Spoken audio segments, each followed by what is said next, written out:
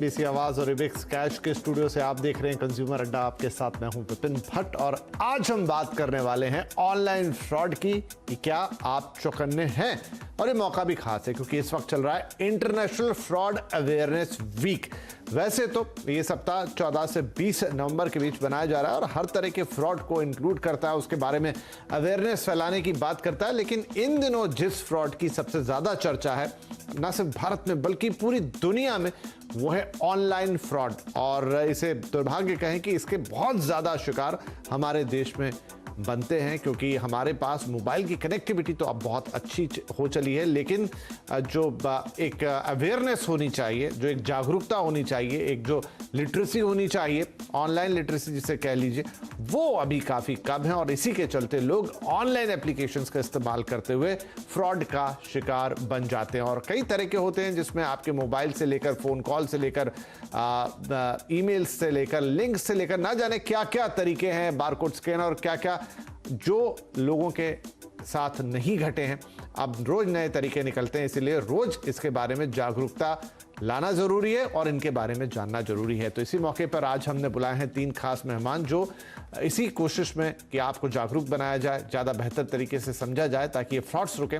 हमारे साथ कार्यक्रम में शामिल हो रहे हैं PCI security standard council of India के एसोसिएट डायरेक्टर नितिन भटनागर साहब, एम फिल्टरेट के को फाउंडर और डायरेक्टर अमित रेलन और फॉक्स मंडल एंड कंपनी की ममता तिवारी। आप एक साइबर क्राइम लॉयर हैं। आप सभी का बहुत बहुत स्वागत है। तो नितिन जी, आपसे शुरुआत करते हैं। देखिए, आप हमेशा ही कहते हैं कि नए नए तरीके निकलते जाएंगे और उन्हें रोकने की भी कोशिश होगी, लेकिन जो सबसे बड़ा हथियार है वो है अवेयरनेस, यानी कि जागरूकता। और यही सप्ताह जो है उसी बात को प्रदर्शित करता है कि जागरूक रहेंगे जितना ज्यादा, उतनी ज्यादा शायद आप सुरक्षा कर पाए।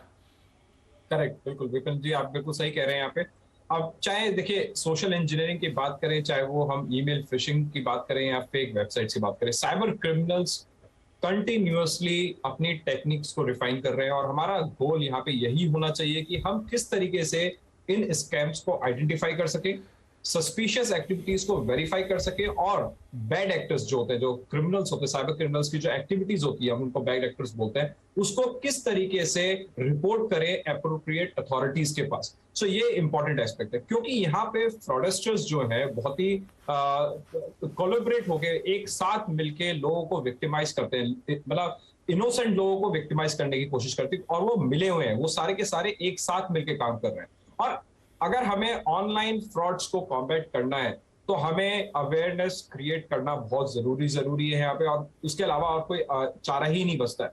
और यहाँ पे साथ ही साथ एंगेज होना, कंज्यूमर के साथ एंगेज होना, उनको बताना कि किस तरीके के ये फ्रॉड्स होते हैं और इनको आप कैसे आइडेंटिफाई कर सकते हैं, वो बहुत इंपॉर्टेंट है। तो आप देखिए जैसे जैसे टेक्नोलॉजी इवॉल्व होगी, स्कैम्स करने के तरीके, फ्रॉड टैक्टिक्स भी इन्वॉल्व होंगे ही होंगे, और वो हो भी रहे हैं। अब चाहे आप रैंसमवेयर अटैक की बात करें, चाहे आप फिशिंग अटैक्स की बात करें, फिशिंग अटैक्स एक कॉमन सोर्स हो गया है, एक अटैक वेक्टर हो गया है जिससे कई सारे फ्रॉड्स किए जा सकते हैं। और आपकी पर्सनल इंफॉर्मेशन कलेक्ट करके फ्रॉड साइबर क्रिमिनल्स आपके ही फाइनेंशियल इंफॉर्मेशन गैदर करके आपके जो इतनी कमाई करी है आपने इतने दिनों में और आपने सेव करके अपने अकाउंट्स में रख रखी है, वो सारी की सारी जा सकती है। सो यहाँ पे कोलैबोरेशन होना बहुत जरूरी है और हमें सबको साथ आके जो आपके साथ हुआ है उसको शेयर करना बहुत जरूरी है। और ये सिर्फ हम आपस में नहीं, ग्लोबल कम्युनिटी के साथ शेयर करना जरूरी है इस मौके पे, जिससे हम एक सेफर ऑनलाइन वर्ल्ड क्रिएट कर सकें। बिल्कुल, दोनों तरफ से कोशिश होनी चाहिए, मतलब जहां जो ऑर्गेनाइजेशंस है उनकी तरफ से और जो हम एज ए यूजर है उनकी तरफ से।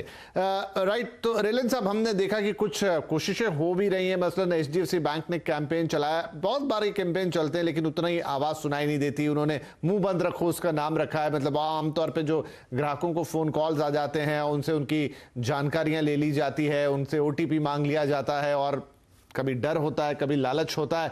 तो क्या इस तरह के प्रयास मदद करेंगे? देखिए, जैसे आपने बोला, जागरूकता बहुत जरूरी है, अवेयरनेस बहुत जरूरी है। 42% फ्रॉड हिंदुस्तान में जागरूकता की ना वजह से होता है, मतलब बेसिकली अवेयरनेस ही नहीं है। तो एज एन इकोसिस्टम अगर सबको हम जोड़ के चलें, एक तरफ कंज्यूमर है, एक तरफ ब्रांड है, एक तरफ गवर्नमेंट है, रेगुलेटर है, तो ये अवेयरनेस चारों एलिमेंट्स में चाहिए। आप कंज्यूमर को अवेयर कर सकते हैं बट ब्रांड्स को भी अवेयर उतना ही होना जरूरी है। तो हमारा प्रयास ये है कि हम ऐसे नए नए प्रयासों को कैसे रोका जाए, कैसे हम इनके लिए टूल्स बनाएं, कैसे हम टेक्नोलॉजी बनाएं, क्योंकि डिजिटल ट्रांसफॉर्मेशन बहुत ही ज़्यादा, उसकी गतिविधि बहुत बढ़ गई है। तो उसको बढ़ाने के लिए, उसको काम करने के लिए हमें एक इकोसिस्टम को तैयार करना है और एक कंट्रोल फ्रेमवर्क बनाना है जिससे कंज्यूमर्स को भी पता चले और ब्रांड्स को भी पता चले। और ब्रांड्स के बिजनेस टू बिजनेस फ्रॉड्स भी बहुत सारे बढ़ गए, चाहे वो एडवर्टाइजमेंट फ्रॉड हो, चाहे वो ब्रांड सेफ्टी का हो, जो बिजनेस टू बिजनेस है। But end of the day brands की रिस्पॉन्सिबिलिटी है, गवर्नमेंट और रेगुलेटर की रिस्पॉन्सिबिलिटी है इस पूरे इस इकोसिस्टम को ट्रस्ट और ट्रांसपेरेंसी कैसे।